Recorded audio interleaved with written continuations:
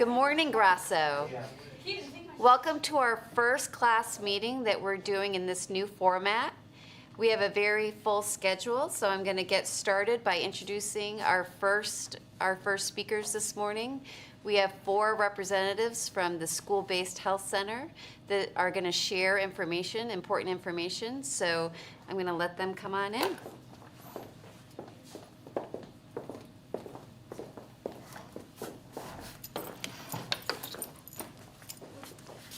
Hi, everyone. Good morning. Thank you for the invitation to let us speak this morning about our school-based health center services. So as some of you may have heard, we have a brand new school-based health center right here at Grasso Tech. And many of you might be wondering what a school-based health center is. So that's why we're here.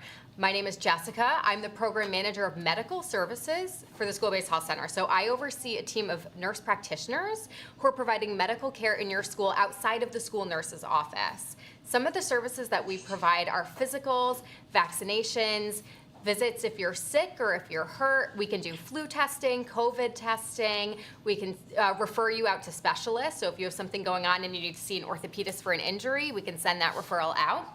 And we do mental health screenings and assessments and work very closely with our behavioral health team to get kids into counseling if that's appropriate.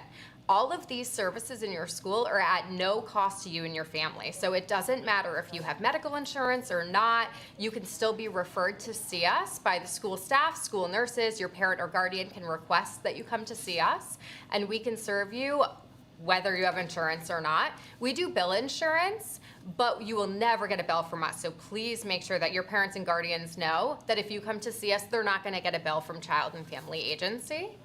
And I'm going to pass it off to my behavioral health colleagues, Kyra and Devin. Yes, so my name is Kyra, and I oversee a group of mental health clinicians providing mental health services to your school and other schools outside of this one. So similar to medical, we do not bill for our services. Well, we won't charge families for services. Health insurance is billed, but families will never get a bill for services. We can support struggles with anxiety, depression, different adjustments, life adjustments.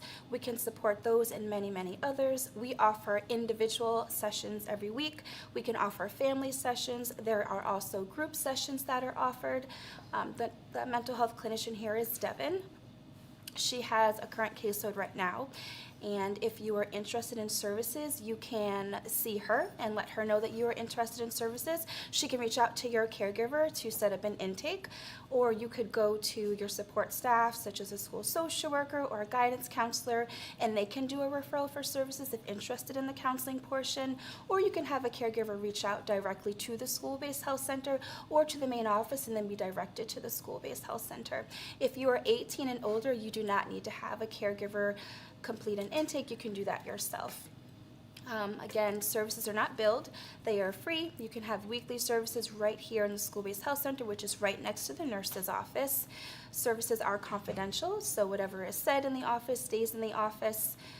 We are happy to partner here, and that is our mental health services that we offer. Thank you, Kyra.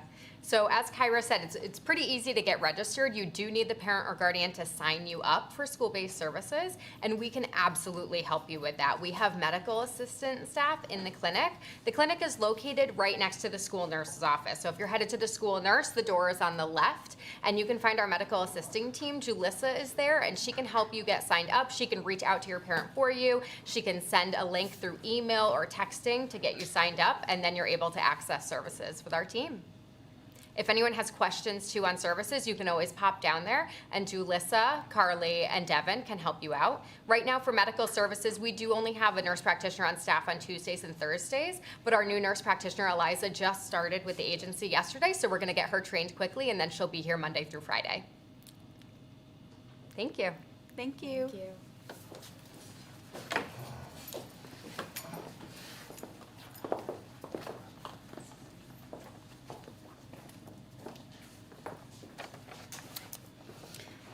Okay, up next, we have 2 members from the grade 11 class council, Kelsey Miller and Aaron Rios, the class president and vice president, who are going to give us a brief update about some of the work that's being done.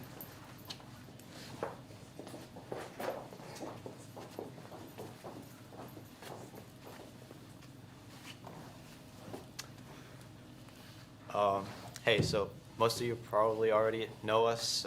I'm Aaron, and I'm Kelsey.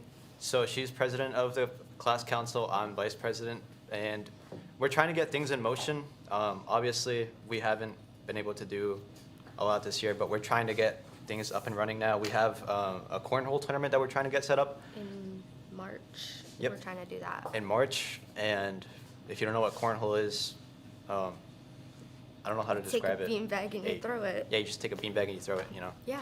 Just that type of stuff. We have last year we did the volleyball tournament, and we're gonna try and get that set up because that was amazing, honestly. I don't know if you guys participated in it, but if you didn't, I would recommend you give it a go this year because it really was nice last year to stay after school and play volleyball, you know?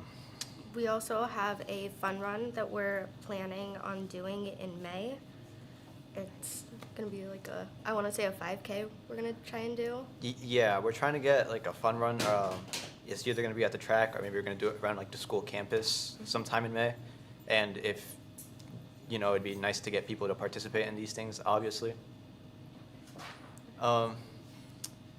Yeah, you know, we're your class council, so these are the things that we're gonna try and do for everyone, you know. We're trying to help you guys, but we also need your help as well. This is a two-way street here. We need your participation as much as, you know, I would argue that you would need us a bit too, because we're trying to get fundraisers and get the class funds to go up so we can get More class. trips next Yep. year. Get more get class trips next year. So, I mean, this is just more of like I guess an introduction to us. If you didn't know us, now you do. We also have two other members who haven't been able to be here today, Clover and Sienna. They are also members of class council, and they are really good people. Yep. That's it. Yeah, thank you.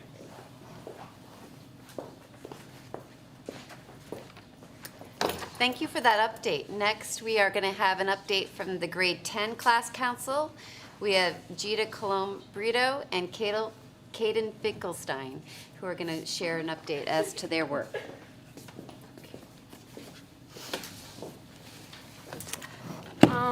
Okay, so I'm Gigi, And I'm Caden. and Miss Henderson actually had me come up here and talk about some stuff and to remind you guys about some things that we have going on. So to remind you guys to pay your dues in the office, and that we have a dance coming up March 1st. So if you don't go there for the memories in the photo booth, go there for some free food, you know. We have a class meeting. Anybody's welcome on March 5th at 4. It's virtual, so you guys could get an email about that. We have a fundraiser, Chipotle fundraiser, on March 12th from 4 to 8. So if you go to Chipotle and mention Grosso, 33% of the fundings go to Grosso Tech that night. Chipotle is great, so it's kind of a win-win for everybody.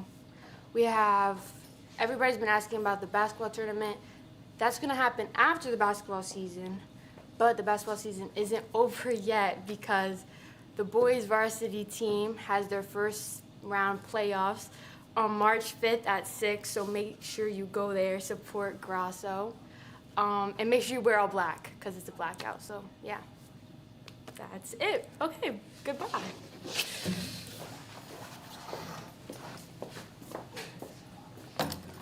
Thank you for that update. Next, we have Mason Gardner, who's going to give us some information and important reminders in regards to Skills USA.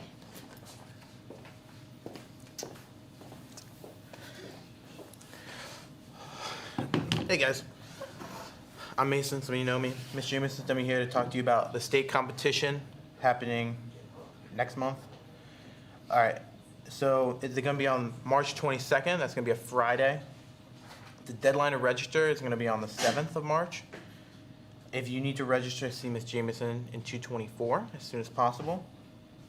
There's 4 ways to attend.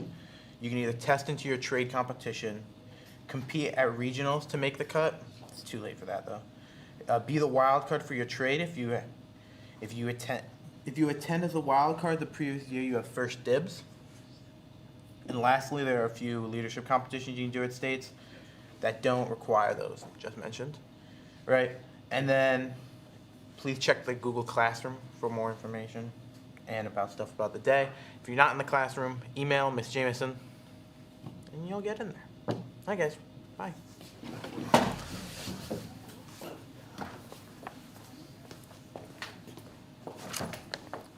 Great, thank you. Next, we have Trooper Carter, who's going to share some updates on things that are happening here and around Grasso.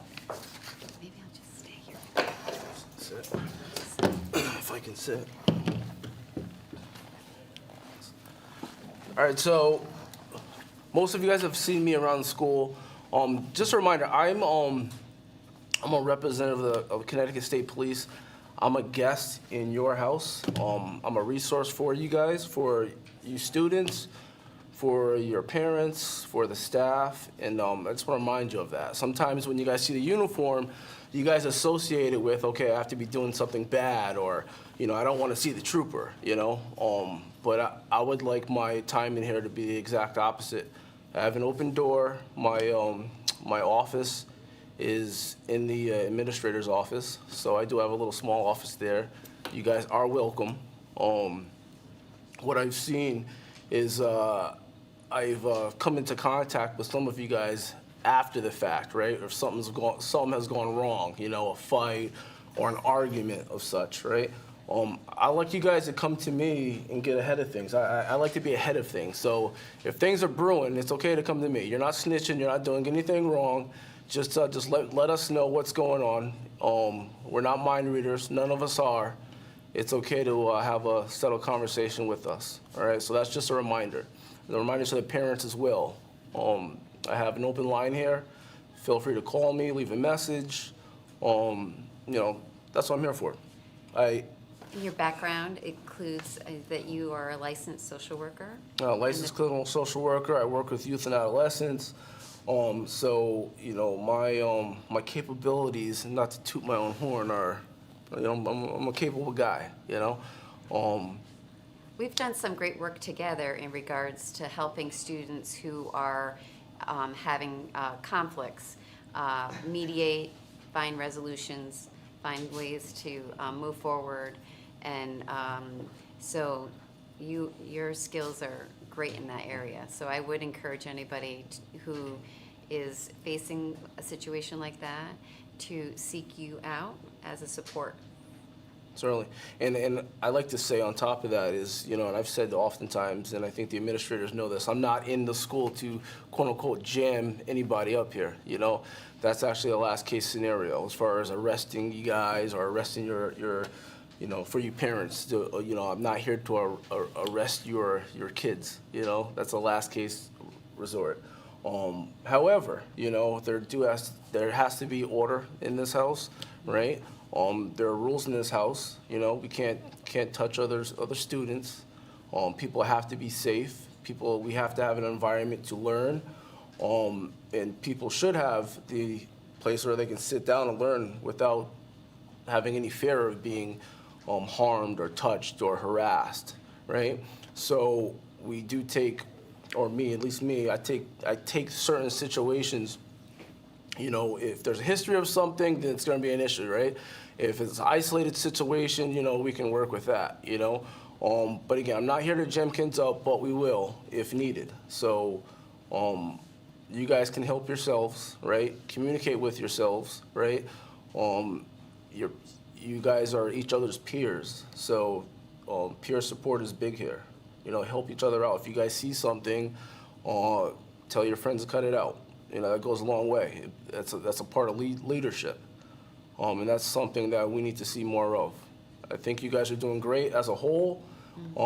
I think the altercations, physical altercations, have gone down from last year. Something that I've noticed. So keep up the good work. There's certain things within the building that I have seen. We had a lockdown yesterday. Went well. Okay, there was a question that came about when it comes to students trying to enter a class. When we hear a lockdown, if you're a student and you're in a bathroom, or say you're on the other side of the building, and you hear over the PA system that this is a lockdown, right? Your goal isn't necessarily to get back to your class, right? your goal is to be safe. So you're gonna try to find the first open door classroom you can see. It does not have to typically or primarily be your class room to get into.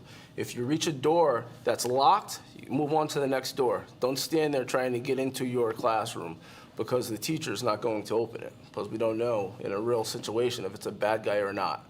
So check. If the door isn't open, move on to the next door. If that door doesn't open, move on to the next door. What else have we got here?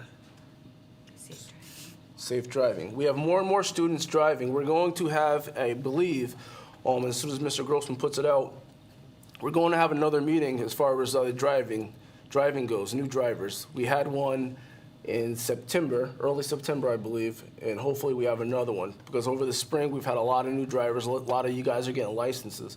We just want to remind you guys to be safe, okay? On here in Grosso, that includes the parking lot, you know? A lot of you guys, we see you not stopping at the stop sign, peeling off, et cetera, et cetera. Just because we're not enforcing anything, that doesn't mean that we don't know that it's going on. We know what's going on, all right? We're gonna have a conversation with you guys. Another thing that I'm seeing is multiple students in vehicles, you know? That's against the law, especially if you just got your license, all right? And that's something that we have to enforce and start up, then I will, okay? Lastly, and this is important to me, right? And this is something that I and the security staff have spoken about, you know? Without calling anybody out, this is a personal thing between you guys, right? We know that there's vaping, right? There's vaping going on in the school. That's a big thing, okay? Whether it's nicotine or THC, we know what's going on, all right? So just because you're not being caught, that doesn't mean that we don't know that you guys aren't doing it. So you guys do the right thing, okay? There's gonna be a time that's gonna come, right, where we're gonna get on top of this, you know? So do the right thing. Like, if I look at you in your eye and I give you that extra look, that means I know, right? If Mr. Griffin or Jeff gives you that extra look, that means we know, all right? We're not gonna search you, but we know. So do the right thing, all right? It's just a healthy reminder. Yep, and we have supports in school counseling.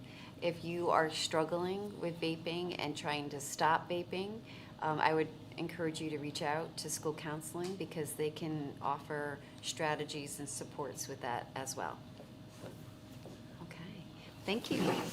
All right, up next, we have Mr. Grossman. I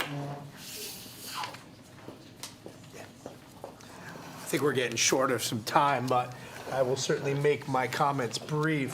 We have 10 minutes, all right, perfect. So a couple things, Trooper Carter talked about parking so far. So parking here on campus is certainly a privilege, and those privileges can be revoked for any infractions. The biggest things for juniors, and I saw today that line is getting bigger and bigger, and we know from our years of experience, juniors are getting their licenses, and this is it's expanding, and it will continue to expand throughout this school year. So, with the traffic flow up on top of the parking area by the football field, please utilize the whole side there, going all the way past where the spots are created, past the football field. I don't want, and I saw today, the first spot that's going to start it is right by the guardrail. So no more cars. There are cars parked there today, and I talked to those students individually.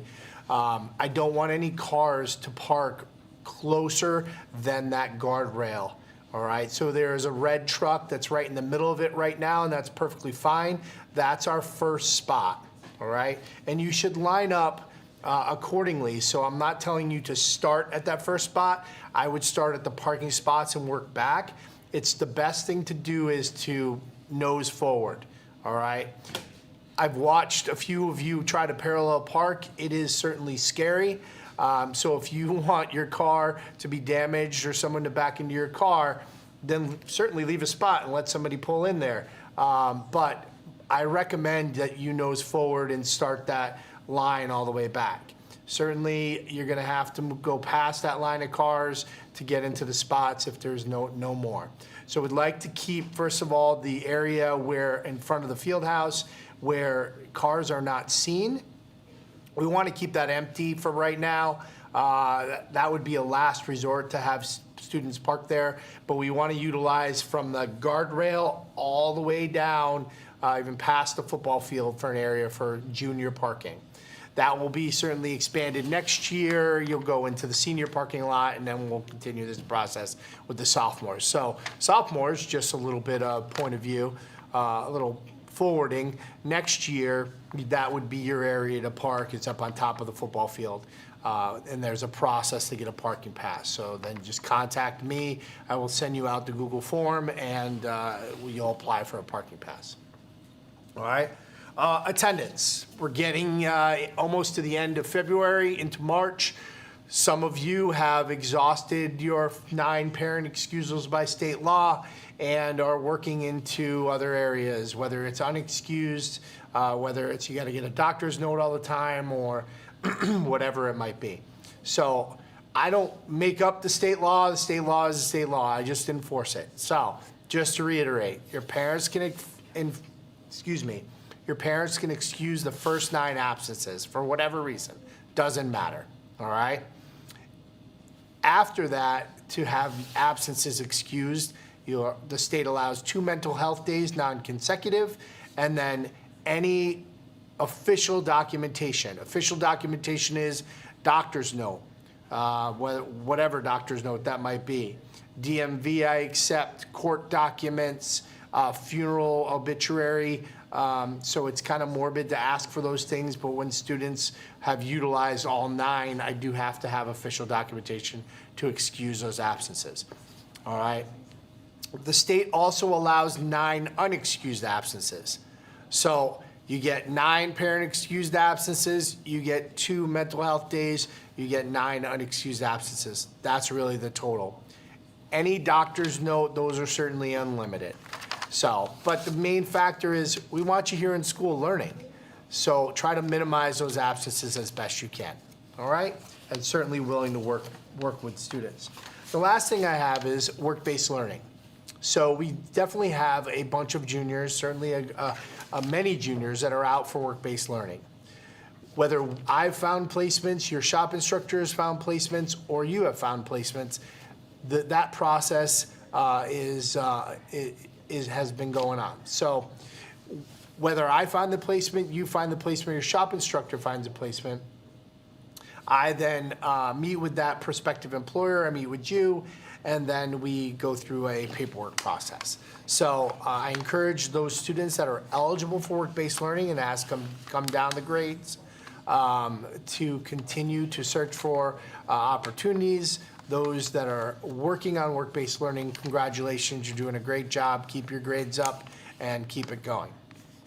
I have no more. If Ms. Flan, you'd like to jump in and finish things up, but I appreciate everyone. I think this has been a great forum, and stop down and say hello.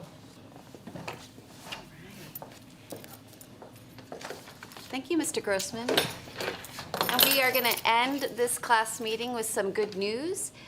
Student of the month for January, grade 11, is Logan Gerchik. So congratulations, Logan. And student of the month for January for 10th grade is Haley Holdridge. Congratulations to Haley. And one more thing, as we close on February, which has been recognized as Kindness Month, teachers, please remember to recognize some students these last few days for good citizenship, one of our core values. All right. Thank you. Teachers, please hold your students until the bell rings to end the advisory period, and then they can move on to their next class. Have a great day, Grasso. Thank you.